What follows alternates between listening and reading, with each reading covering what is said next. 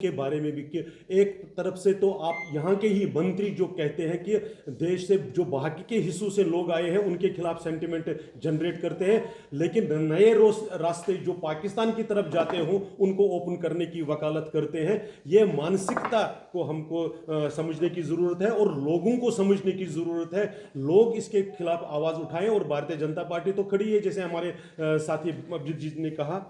हम ये ध्यान में दिलाना चाहते हैं, आपके पास भी इसके रिकॉर्ड्स रहे, इसलिए लोगों को भी बताना चाहते हैं कि 2019 के बाद जब यहाँ ऐतिहासिक फैसला जो एक सेपरेटिज्म की जो अलगाववाद की दीवार 370 और 35A के रूप में थी उसको गिराने के बाद लगभग 1732 यूनिट्स यहाँ पर आए हुए हैं, जिनमें से जो रियलाइज हुए 8129 करोड़ का रियलाइज पहले ही हो चुका है और 58,280 जो एम्प्लॉयमेंट जनरेशन हुई है ये हमने देखा हुआ, ये 2019 के बाद है। इसका आप अगर ईयर वाइज भी देखेंगे और एरिया वाइज भी देखेंगे, अगर आप देखेंगे जो 2025 तक के मार्च तक जो कमीशन होने वाले हैं, जो ऑलरेडी काम जो प्रोडक्शन में आ चुके हैं ऐसा या आने वाले हैं मार्च 25 तक यानी 2 महीने बाद तक 371 पहले ही हो चुके हैं और इसमें से जो इन्वेस्टमेंट है 11,033 करोड़ का है और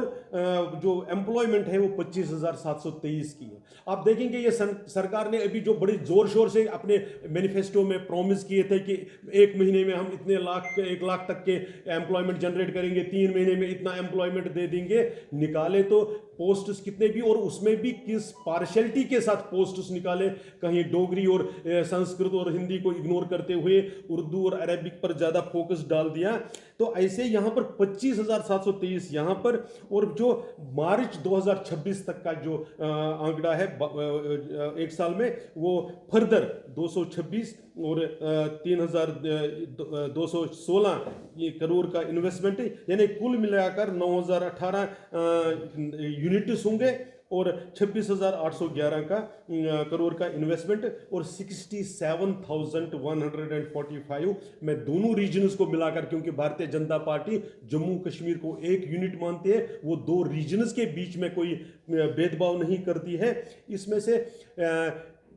इतना ये हो चुका है और ये जो इंसेंटिवाइज जो इंसेंटिव्स इंडस्ट्रियल पैकेज के तहत सरकार ने, केंद्र सरकार ने, भारतीय जनता पार्टी की मोदी सरकार जी ने जो दिया था वो 28,400 करोड़ का जो इन्वेस्टमेंट था वो एग्जॉस्ट कर दिया है सरकार ने, वो इंसेंटिव्स पहले ही दे चुके हैं और ये जो 971 यूनिट्स रजिस्टर हुए हैं उनको वो दे चुके हैं। और इसी में जो अभी अभिजीत जी आपको बता रहे थे कि एलजी साहब ने, मनोज सिन्हा साहब ने पहले ही सरकार के साथ, केंद्र सरकार के साथ टेकअप किया है कि इस जो इंसेंटिव्स का जो पैकेज है इसको 75,000 करोड़ तक लेकर जाया जाए। वो न्यूज़ भी आप लोगों ने देखी होगी। लेकिन इसी माहौल को कि एक लोगों को राहत ना मिले और दूसरा भारतीय जनता पार्टी के शासन के तहत राहत ना मिले,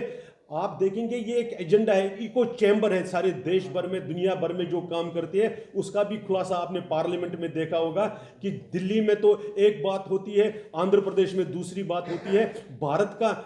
इंडस्ट्रियलिस्ट होगा तो उसके खिलाफ प्रचार करना, सोरोस जैसा बाहर का कोई ऐसा ड्यूबियस कैरेक्टर वाला इन्वेस्टर होगा जिसके पुष्टपनाही में डीप स्टेट टाइप के कुछ ऐसे लोगों के जो भारत को डिस्टेबलाइज करना चाहता है उनके गुणगान करते हैं। तो ये उसी का हिस्सा ऐसा है कि यहाँ पर भारतीय उद्योग, भारत के लोग यहाँ पर इन्वेस्टमेंट ठीक से ना कर पाए, इसलिए उनका माहौल बिगाड़ने के लिए उनके अंदर एक भय क्रिएट करने का जो ये रणनीति है उसको जिस प्रकार से मेरे साथी सहयोगी अभिजीत जी ने कहा, भारतीय जनता पार्टी विरोध करती है, करती रहेगी और चट्टान की तरह सामने खड़े रहेगी। मेरे पास ये लिस्ट भी है कि जम्मू भी और श्रीनगर में भी जो बड़े बड़े इंडस्ट्रियलिस्ट जो आ चुके हैं, जो हाउसेज आ चुके हैं, उनका नाम भी अगर आप चाहेंगे हम आपको दे सकते हैं। ये पहले ही आ चुके हैं लेकिन इनको भी यहाँ पर कभी जमीन के आवंटन के नाम पर, कभी किसी नाम पर, और अगर आप देखोगे तो एक ऑर्गेनाइज्ड डेवलपमेंट के खिलाफ ये एक जो सरकार का काम चला है उसके खिलाफ भारतीय जनता पार्टी ने अपना आज ये